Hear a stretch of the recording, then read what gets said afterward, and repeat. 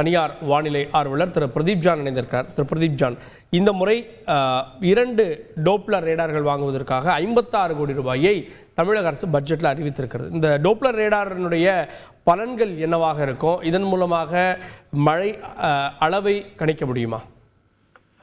இப்போ நமக்கு பாத்தீங்கன்னா 2 டாப்ளர் ரேடார் இருக்கு. ஒன்னு வந்து நம்ம சென்னையில இருக்கிறது.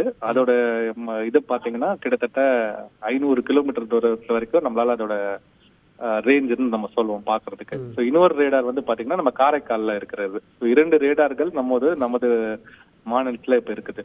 பட் அதே நேரத்துல இந்த 2 ரேடாரோட ரேஞ்சு பாத்தீங்கன்னா அந்த டார்க் ஸ்பாட்ஸ், அதாவது சம் ஏரியாஸ், நீங்க இன்டீரியர் போகும்போது நமக்கு அந்த வெஸ்டர்ன் பார்ட்ஸ் ஆஃப் தமிழ்நாடு, அது நம்ம சேலம் தாண்டி வரும்போது அங்க உள்ள மலை மேகங்களை நம்மளால வந்து இந்த ரேடார்களை வைத்து பார்க்க முடியாது. அதே மாதிரி காரைக்காலோட ரேடார் பாத்தீங்கன்னா ராமநாதபுரம் வரைக்கும் நமக்கு ஒருவாக மேகங்கள் தெளிவாக தெரிகிறது. இந்த தூத்துக்குடி பகுதிகள், அதுக்கு தென் பகுதிகள் எல்லாம் வந்து நமக்கு மேகங்கள் வந்து மலை மேகங்களை நம்மளால கரெக்டா கணிக்க முடியல. ஸோ இந்த 2 கேப் வந்து நம்ம ஏற்கனவே நம்ம ஐடென்டிஃபை பண்ணியிருந்தோம். உள் மாவட்டங்கள்ல, வட உள் மாவட்டத்துல ஒரு ரேடார் கண்டிப்பாக நமக்கு தேவை.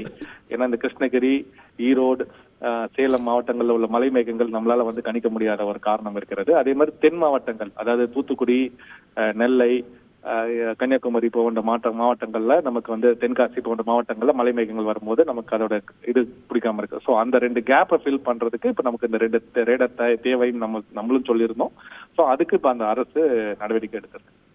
இப்போ இந்த ரேடாருடைய இது வந்து மேகங்களை கணிப்பது மட்டுமா? ஏன்னா நம்முடைய எதிர்பார்ப்பு அப்படின்றது, நமக்கு தேவைன்றது எவ்வளவு மழை எங்கு பெய்யும் அப்படின்றது. அதாவது கனமழைக்கு, அதாவது அதிகனமழைக்கு அடுத்து ஒரு ரேஞ்சே இல்லை. அது 20 சென்டிமீட்டருக்கு மேலே இருந்தாலும் சரி, 100 சென்டிமீட்டர் இருந்தாலும் அதுக்கு வந்து இந்த ரேடாரால பலன் இல்லையா?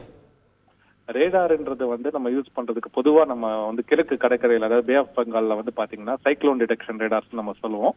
அந்த ஒரு இதுக்காக வச்சிருப்பாங்க. அது இல்லாம காற்றின் வேகம், மழை, இதை வந்து நம்ம நவ் காஸ்டிங்க்கு நம்ம யூஸ் பண்ணுவோம். ஒரு ரேடாரை வச்சு நம்ம வானிலைய அடுத்த 2 மணி நேரம் 3 மணி நேரத்துக்கு எப்படி இருக்கும்ன்றத அந்த மாதிரி நம்ம சொல்ல முடியுமே தவிர, கணிக்கிறத வந்து நான் இப்போ ஒரு மலை மேகங்கள் மழை ஆரம்பிக்கிறது, அது ஒரு அடர்ந்த மழை தொடர்ந்து 2 மணி நேரம் 3 மணி நேரம் மழை பெய்ய போகுது அப்படின்றதெல்லாம் நம்மளால கம்ப்யூட்டர் கணிக்கிறது ஒண்ணு.